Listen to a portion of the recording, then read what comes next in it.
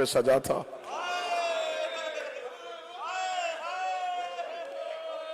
ہم دور سے پاکستان سے تمام حسین کے جا کر آپ کے سامنے پڑھنے آئے ہیں سیدہ کی مظلومیت۔ رو کے امیر المومنین نے کہا تھا زندگی میں کبھی بطول کے حق میں کوتاہی نہ کرنا۔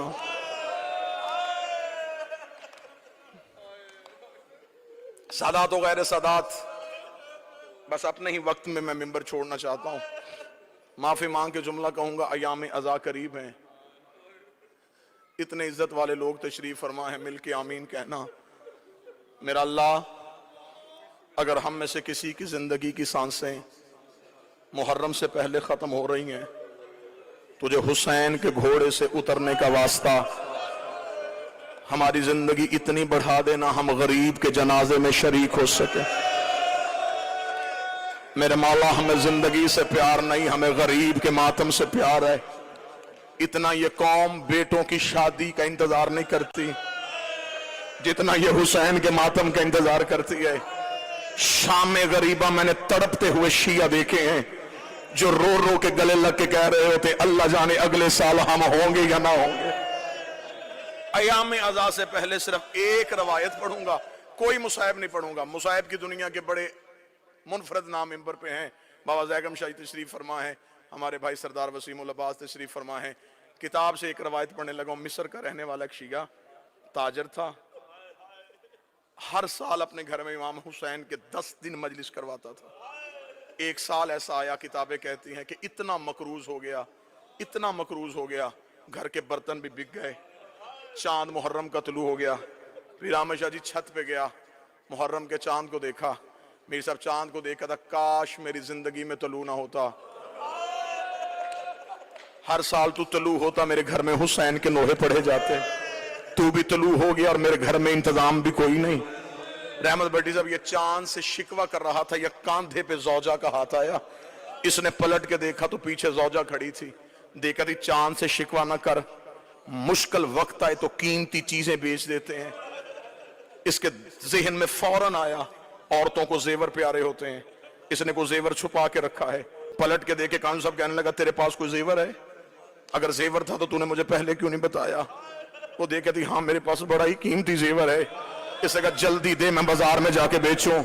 کتاب کہتی آگے آگے بیوی چلی، پیچھے پیچھے شوہر چلا، اس کمرے میں آگے جہاں 2 بیٹے سو رہے تھے، دونوں بیٹوں کے سرہانے آ کے کھڑی ہوئی، شوہر نے زوجہ کی آنکھوں میں آنکھیں ڈالی، دیکھ کے کہا مجھے تیرے ارادے کا پتہ نہیں چلا، رو کے کہنے لگی میرے گھر میں ان سے قیمتی کچھ نہیں ہے، میرے گھر میں سب سے قیمتی یہ ہیں۔ اتنا کہنا تھا، شوہر دیکھا تھا کیا کہنا چاہتی ہے، کیا کروں ان کا، ہاتھ باندھے رو کہتی ماں تو میں ہوں نا، میں منت کرتی ہوں بردہ فروشوں کے بازار چلا جا، جہاں غلام بکتے ہیں انہیں بیچ دے، جو قیمت ملے اس سے کروائیں گے ہم حسین کی مجلس۔ اتنا جملہ کہنا تھا، شوہر سر سے لے کے پاؤں تک کانپا، رو کے کہنے لگا کبھی کسی نے اولاد بھی بیچی ہے؟ قدموں پہ ہاتھ رکھ کے کہتی سچ بتا تو نے مانگی کس سے تھی؟ تڑپ کے کہنے لگا مدینے والے حسین سے، کہتی جلدی جا بازار میں جا کے بیچ دے۔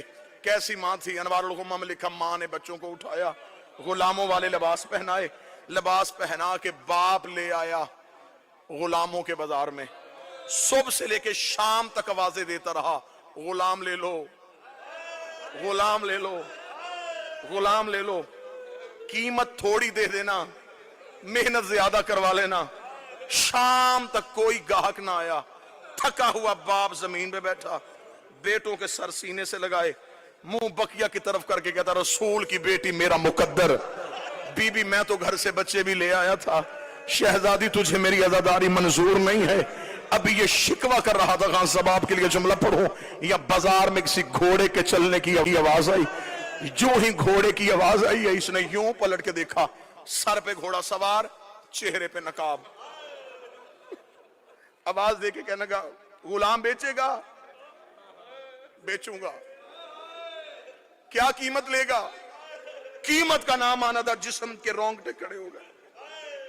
तड़प के कहता कोई कायनात भी देता मैं बाल भी तोड़ के ना देता, मैंने मन्नतों से मांगे, बस इतनी कीमत दे दे 10 दिन मेरे घर में हुसैन की मजलिस हो सके। अब मुझे नहीं पता यहाँ कौन बंदा मातम करने के लिए इतना जुमला कहना था। घोड़ा सवार की आवाज आई, वो मेरे घोड़े के सामने दिनारों की थैली है ये उठा और अपने बच्चे मेरे घोड़े पे बिठा दे, इतना कहना था। तड़पा, तड़प के उठ के कहने लगा मैं कोई कर्जा तो नहीं मांग रहा, बेटे बेच रहा हूं, इतनी भी अमीरी क्या तो मुझे दिनार भी उठा के नहीं दे सकता। घोड़े सवार की आवाज आई, मेरी मजबूरी है, मेरे हाथ होते मैं तेरे बेटे हाथों से उठाता, मेरे बाजू होते मैं तेरे लाल सीने से। 1 या 1.5 मिनट और, मेरे बेटे होते मैं यूं सीने से लगाता, मेरे बाजू नहीं है। पीर सादी शाह जी लफ्ज सुनना था, तड़पा, दिनार उठाए, हाथों में दिनार की चला, दरवाजे पे मां बैठी थी, खाली हाथा हुआ बाप देखा, आंख में आंसू आए, बिक गए, बिक गए। हाथ बांध के कहती है फिर मैं मां हूं ना, मैं वास्ता देती हूं तुझे हुसैन का, बच्चों को ना रोना, अब हमने रसूल के बच्चों को रोना है, हमने बतूल के बेटों को रोना है। जा मिस्र की जामे मस्जिद में जाके ऐलान करवा, मेरे घर में है गरीब की मजलिस। मोमनीन आ गए, मजलिस हुई, लोग घरों को चले गए।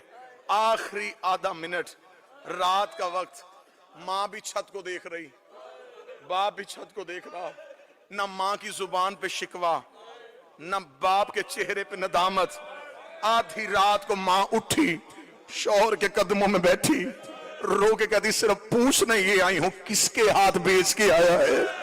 तड़प के कहने लगा कोई चेहरे से शरीफ लग रहा था, बाजू उसके थे कोई नहीं। पीर साहब जी आखिरी जुमला पढ़ने लगाओ, अभी मां की हाय निकली थी या दरवाजे पे दस्तक हो गई, मोमना तड़प के दरवाजे पे गई। इसने दरवाजा खोला कि काले बुरके वाली बीबी दोनों बच्चों को गोद में उठा के खड़ी थी। ये देख के कदम में गिरी, बीबी इनसे कोई गलती हो गई, मैं माफी मांगती हूँ, इन्हें नौकरी का तरीका नहीं आता, ये पहली बार किसी के घर गुलाम बन के गए थे। उस बीबी की आवाज आई, हम बेटे देते हैं लेते नहीं है। रो करी तू जो गलियों में बेटे दे रही है, तू कोई हुसैन की मां है। रो के कदी तू सारी रात मेरे बेटे का मातम करती रही, मैं सारी रात तेरे बच्चे गोद में उठा के कभी करबला कभी शाह रो रो के कहती रही, उठ हुसैन तेरा सदका लेके